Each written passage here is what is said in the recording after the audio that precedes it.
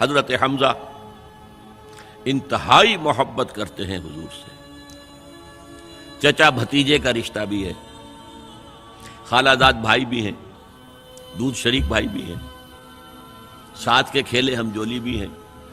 6 سال بیت گئے ہیں، سوچا ہی نہیں بھتیجا کیا کہہ رہا ہے، سوچا ہی نہیں۔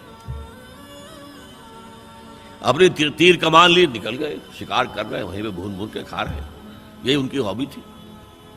جیسے حضرت اسماعیل کا نقشہ آتا ہے علیہ الصلوۃ والسلام، حضرت حمزہ کا بھی سیرت و کردار کے اعتبار سے وہی نقشہ تھا۔ 6 سال لگ گئے، سوچا ہی نہیں، اور سوچا بھی ہے تو کس طور سے، جذباتی طور پر برسٹ ہوئے۔ ایک روز شکار سے واپس آیا، ابھی گھر میں داخل نہیں ہوئے تھے کہ صوبیہ وہ لونڈی جس نے دونوں کو دودھ پلایا تھا، حضور کو بھی اور ان کو بھی، اور انہوں نے کہا کہ حمزہ آج تو ابو جہل نے تمہارے بھتیجے کے ساتھ بہت برا سلوک کیا ہے۔ گھر میں داخل نہیں ہوئے، سیدھے گئے جہاں وہ اپنا پرا جمائے بیٹھا تھا، اس کے سر پر جا کر کمان ماری، سر پھٹ گیا اس کا۔ کہا تم نے یہ کیا ہے؟ اچھا تم اس کے خلاف ہو، چلو میں اس پر ایمان لاتا ہوں، آؤ میدان میں۔ جذباتی انداز میں، یہ غور و فکر کا معاملہ نہیں تھا، جذباتی تھا۔ یہی معاملہ حضرت عمر کا ہے، تلوار لے کر نکلے ہیں، ننگی تلوار، آج تو گردن اڑا کے آؤں گا محمد کی صلی اللہ علیہ وسلم۔ یہ کل کل کل کل ہر گھر میں لڑائی ہے، اولاد ماں باپ سے جدا ہو گئی، بھائی بھائی سے کٹ گیا، بہن بھائی سے جدا ہو گیا، شوہر بیوی سے، بیوی شوہر سے جدا ہو گئی۔ یہ محمد نے کیا ہمارے معاشرے کے ساتھ کیا صلی اللہ علیہ وسلم، وفداہ آباؤنا و امہاتنا۔ لہذا آج تو قصہ پاک کر کے آؤں گا۔ وہ بھی اسی طرح کے تھے، پہلوان قسم کے آدمی، ادھر اس کو کندھا مارا، ادھر اس سے لڑے، ادھر اس سے کچھ نہیں کر رہے، اس طرح کے آدمی تھے۔ اب حضرت حذیفہ درمیان میں مل گئے۔ کہاں جا رہے عمر؟ کیا آج محمد کا بس میں قصہ پاک کرنے جا رہا ہوں صلی اللہ علیہ وسلم۔ وہ ایمان لا چکے تھے، انہیں پتہ نہیں تھا۔ ان کا تم محمد کو جا رہے ہو قتل کرنے، اپنی بہن اور بہنوئی کو تو جا کے دیکھو، وہ ایمان لا چکے، فاطمہ بنت خطاب اور سعید ابن زید۔ اب جو انہیں غصہ چڑھا ہے، آگ بگولا ہو کر آئے، دروازہ پیٹا ہے، وہاں اندر میاں بیوی بیٹھے ہوئے، سورہ شعراء کی آیات، سورہ طٰہٰ کی آیات نازل ہوئی تھی، اور حضرت خباب بن الارت آئے تھے وہاں پہ انہیں پڑھانے کے لیے، تو پڑھا رہے تھے۔ معلوم ابو عمر آ گیا، انہیں تو کہیں چھپایا، دروازہ کھولا، کیا پڑھ رہے تھے تم؟ یہ چپ۔ بہنوئی کے تھپڑ مارا زور سے،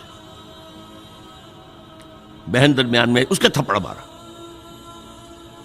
بہن کا ایک جملہ، عمر چاہے تم ہمیں ہلاک کر دو، اب جو دین ہم نے اختیار کیا ہم نہیں چھوڑنے والے۔ موم ہو گیا۔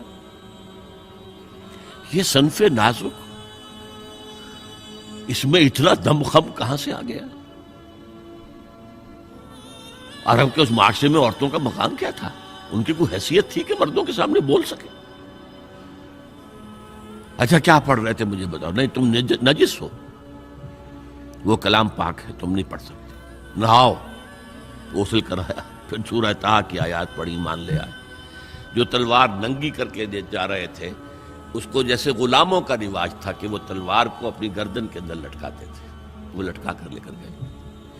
یہ شہداء ہے۔ ہماری امت کے عظیم ترین صدیق ابو بکر اور عثمان رضی اللہ تعالی عنہما، اور عظیم ترین شہداء حمزہ اور عمر رضی اللہ تعالی عنہ۔ اب آئیے آخری مرحلہ میری گفتگو کا۔ جن لوگوں نے حضور کا ساتھ دیا، اور ساتھ دینے میں یہ شہداء آگے نکل جاتے ہیں، صدیقین پیچھے رہ جاتے ہیں۔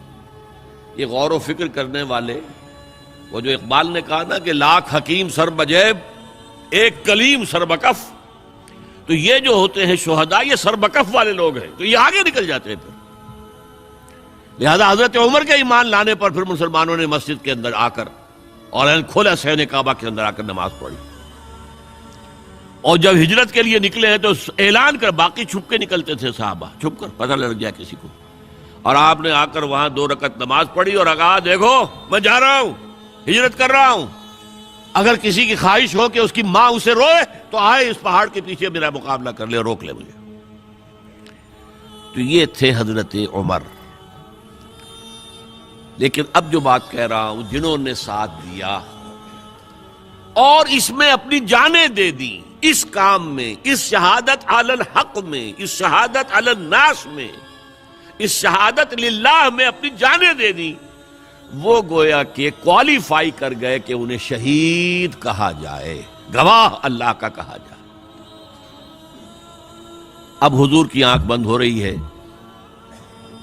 سب سے بڑی اگریو پارٹی کون سی تھی؟ مشرکین مکہ، مشرکین عرب، جن کو کہ حضور کے آخری سال جو تھا زندگی کا، اس میں جو یہ دھمکی دے دی گئی تھی 4 سال 4 مہینے کی مہلت ہے، ایمان لاؤ گے تو ٹھیک ہے ورنہ قتل عام ہو جائے. اب وہ جو سر اپنا دبک کر بیٹھ گئے تھے، اب وہ کھڑے ہوئے. This is the time to strike back. جھوٹے نبی کھڑے ہو گئے، زکوٰۃ نہیں دیں گے.